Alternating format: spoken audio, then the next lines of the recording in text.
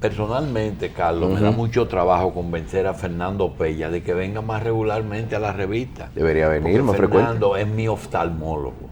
¿Cómo que oftalmólogo? No es Melgen, no, es Fernando que me echa gotas en los ojos. Pero ¿y por qué? Y nosotros vamos a ver si restauramos la costumbre de que Fernando de vez en cuando esté con nosotros aquí en la revista. Hoy vamos a tener una participación muy puntual. Yo quería, para iniciar este ciclo de participaciones con Fernando, que él nos diga y que el país le diga si es posible, Fernando, que se pueda hacer de izquierda en esta época, o si las condiciones de lo que está viviendo el mundo con los cambios que ocurrieron a partir del 89, se pueda decir yo soy un político de izquierda, o si eso ni hay credibilidad ni es posible. Me estoy refiriendo con el fenómeno del aislamiento de Cuba, con el fenómeno de que Hugo Chávez trató de revivir una cosa que ya estaba sepultada, con la participación de connotados izquierdistas como el caso de Mujica, de Tabaré, de Lula, de Ecuador, de Sudamérica entera. Si realmente el problema económico de China, la caída de la cortina de hierro. Fernando, es posible ser de izquierda y es posible que aquellas heridas cicatricen definitivamente, como el caso de Colombia, que se está discutiendo en Cuba, pero se está peleando todavía en las selvas de Colombia. Es posible.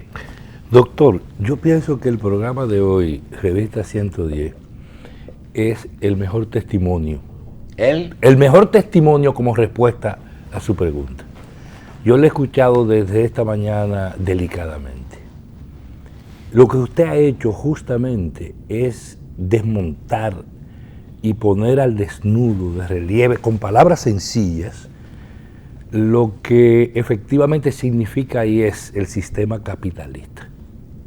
Sus lacras, su podredumbre, su perversidad, su naturaleza inhumana.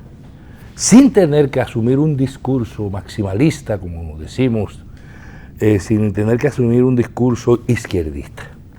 Pero en la concreta, usted puso al desnudo lo que está pasando. Y más que eso, usted retrató las características de cómo se mueven y cómo se reajustan y rearticulan los grupos de poder económico, del poder de facto, del poder permanente, que han hecho posible la desgracia, la perversidad y la ponchera que usted describió en el programa de hoy durante toda la mañana. Si eso es el capitalismo, ser de izquierda es estar contra eso. Y yo quisiera decirle en una respuesta sencilla a su pregunta, no solo es posible ser de izquierda, sino bienvenido con esas posiciones a una visión y a un ángulo de izquierda. ¿Qué le parece? Fernando, China se derechizó con su política. China adoptó una posición coherente con los intereses particulares de un Estado en un momento muy especial del mundo, donde una orientación global anticapitalista le hizo entender que para poder saltar a la sociedad socialista no se puede hacer desde la miseria, sino de la abundancia. Por eso durante 15 años es el único país en el mundo que no ha bajado su Producto Interno Bruto del 15% y que ha sacado 350 millones de gente de la pobreza. Fernando, en el pasado nosotros a veces temíamos hasta por tu vida, porque se te calificaba a veces de hacer cosas y decir cosas que los regímenes no compartían. Sin embargo, los que te conocíamos, al igual que a José Israel Cuello, que escribió un artículo una vez que fue acusado y que decía que se puede coger lo mejor de los dos sistemas. Yo sé que tú entiendes que tú no eres enemigo del sistema capitalista per se, sino de ciertas aberraciones en que porque sin dinero no se puede desarrollar una nación. No, ni un doctor, país. yo soy anticapitalista, lo que no quiere decir que no entienda que para hacer las cosas se necesita crear riqueza y construir riqueza. El problema es cuál es la forma y el sistema con que se hace. Yo creo que las fábricas son necesarias. El problema es si los trabajadores producen la riqueza y el rico es el que se hace dueño de ella, se apropia de ella, la administra y decide lo que se hace con ella en contra de la sociedad. Y eso no es lo que está pasando en China, que el Estado está explotando la mano de obra y Estados Unidos despide. Mejoren los salarios, devalúen su moneda.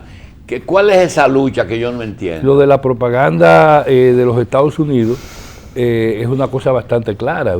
Todo el mundo sabe, usted, incluso digo, este programa de hoy es excelente, porque por ejemplo ahí también hay una parte de la respuesta en sus propias intervenciones desde el principio respecto a lo que es la conducta de los Estados Unidos. Mire, el que está diciendo eso que usted acaba de decir es el que controla el 85% de toda la información mundial que cada hora se pone a circular.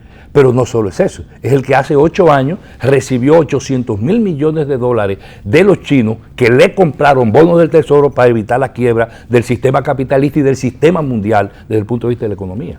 Sí, pero cuando tú tienes una política de solidaridad internacional, ¿hasta dónde la solidaridad implica que uno que se esté ahogando como República Dominicana tenga que tirarse al agua a salvar a otra nación que se está ahogando y se van a ahogar los dos?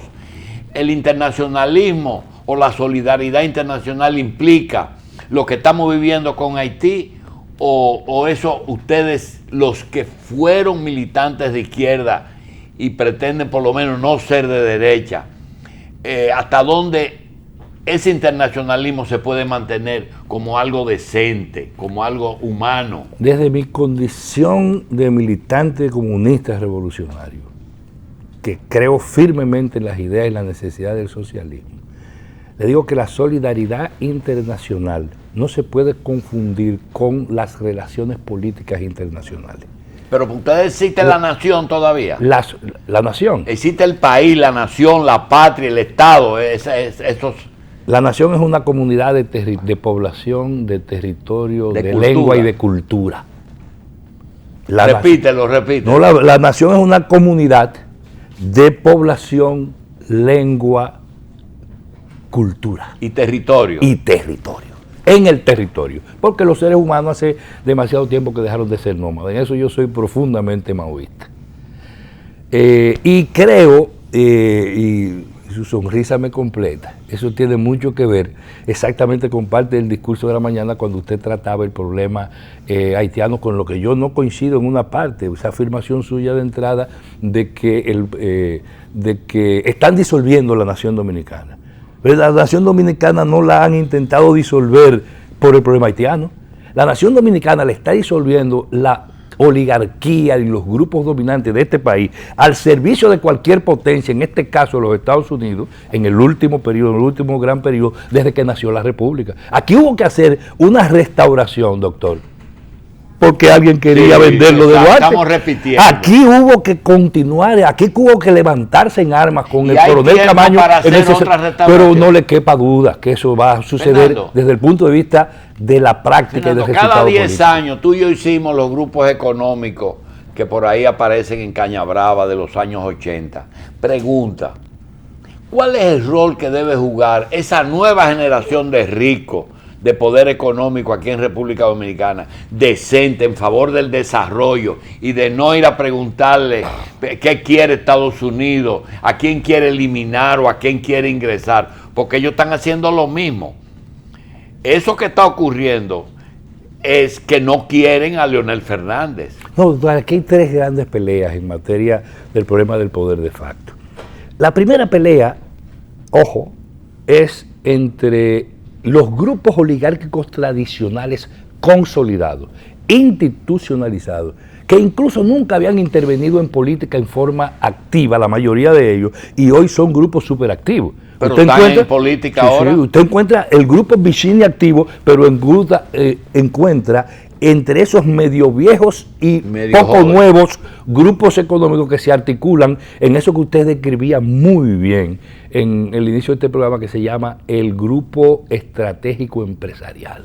Ese que organizó la barbaridad y la sinvergüencería que se produjo ahí en la esquina de donde estamos ubicados, que es precisamente ese acto de Leonel Fernández para lograr un lanzamiento de tipo político que alcanzara un determinado grado de impacto publicitario como respuesta a una pelea que hay al interior del PLD que evidencia precisamente las características de esa contradicción. Esa es la primera, ¿no? Entre esos grupos disque emergentes con algunos grados de corporidad y con articulación a grupos tradicionales viejos que quedaron en el medio en términos de las posibilidades, frente a grupos más tradicionales, como es el caso del grupo Vicini, que interviene hoy en la República Dominicana, como no lo olvide, doctor, porque usted estuvo bien de cerca en el seguimiento del caso, exactamente como en el mismo momento que previo a producirse lo que se produjo con el grupo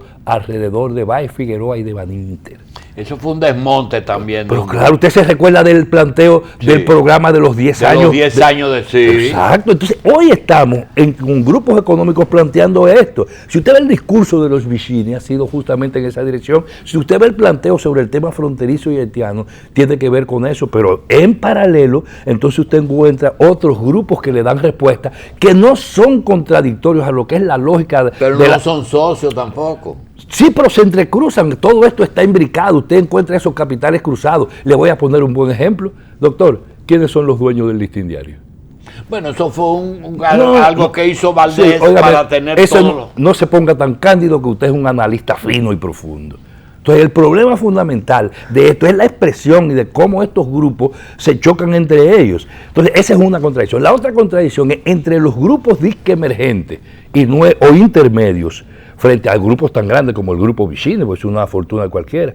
El único sector que coincide en capacidades materiales, lo que pasa es que no están consolidadas históricamente, frente al grupo Vicini aquí, ¿sabe cuál es?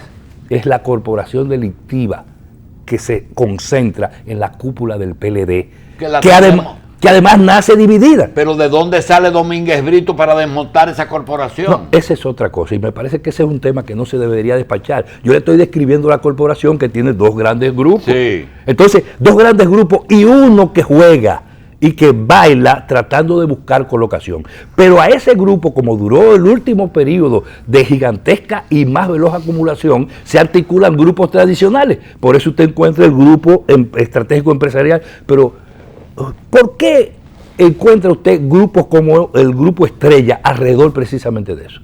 Ese es simbólico porque permite ver la articulación de parte de los grupos tradicionales, porque eso desde Santiago significa otra cosa, y además vinculado a capitales como el de Felito García. Y cuando usted ve eso y lo relaciona incluso con Haití, entonces se pone a pensar en el Grupo M.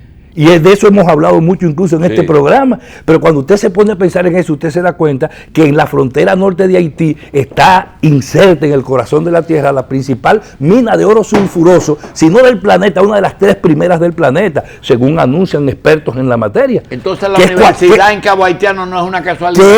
Que es 60% haitiana y 40% dominicana, que es la concesión de Haití. Entonces usted encuentra ahí jugándose Barrigol, Golcor y Unigol de un lado y de otro, dependiendo quién es mayoría.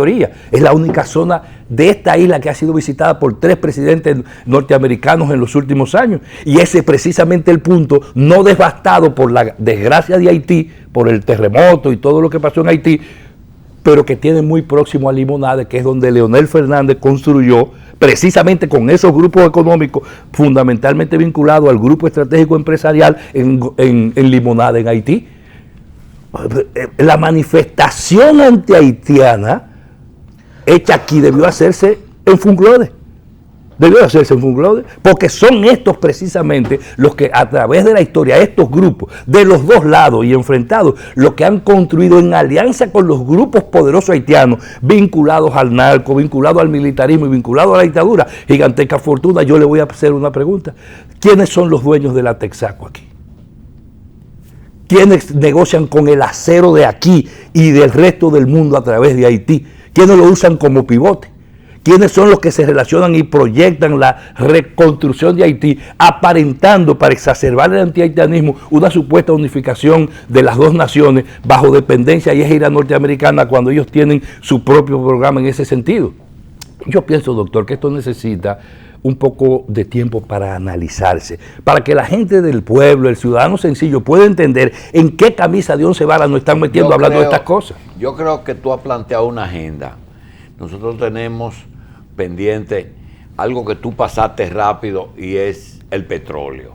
Es decir, el negocio de No, petróleo, gas natural y las llamadas fuentes combustible, alternativas. Combustible. El problema del combustible y de la energía. Las próximas guerras que vienen con el mercado haitiano, cerveza, harina, de cosas que nos van a condicionar. Doctor, pero no lo planteé con el mercado haitiano. No se salga de la lógica de los grupos económicos. Y que es una pelea entre grupos de poder. Tiene que ver con los grupos. Sí, ahí pero, hay una zona franca. No solo eso, es más que eso. Lo que digo, no tiene que ver, no diga haitiano porque se confunde, porque ni es el pueblo haitiano ni es el pueblo dominicano responsable. Son estos grupos perversos de la ponchera que usted hablaba hoy, los responsables y los culpables y los beneficiarios de ese negocio. Entonces eso hay que verlo en profundidad y además con transparencia, con claridad. Por ejemplo, a propósito del tema energía, a propósito del tema agua y a propósito del tema eléctrico, yo quiero que veamos ese asunto y lo que significa ahora que incluso se va a discutir el pacto eléctrico, que casi se empieza. Vamos a ver si las esperanzas nos ayudan y nos sacan con bien. Lo que quiero es que no se quede en palabras, sino que comencemos a desarrollar. Estamos hablando de pacto eléctrico. Sí. Y hay una situación en que los combustibles dejaron de ser un producto de comercialización y pasaron a ser un cártel. Un cártel y un cártel mafioso. Mire que extraño a propósito de eso y que sirva de información. Recientemente nosotros hemos estado discutiendo todo este tema eléctrico, todo este tema de combustible de energía desde la academia y estábamos metidos en el primer decreto. Ocurre, en el primer decreto tenemos la copia para ser parte del proceso de discusión. ¿Saben lo que hicieron? Nos sacaron. ¿Quiénes? Los grupos que no les interesa que esto se ventile con suficiente transparencia y responsabilidad. Pero yo pienso que aquí se abre un espacio y agradezco no solo la oportunidad. Yo no quiero que tú te vayas, porque hay un personaje que yo no lo tomo a broma. Quizá por el nombre. Yo le tengo mucho respeto, mucho cariño y mucha consideración a Raúl Pérez Peña.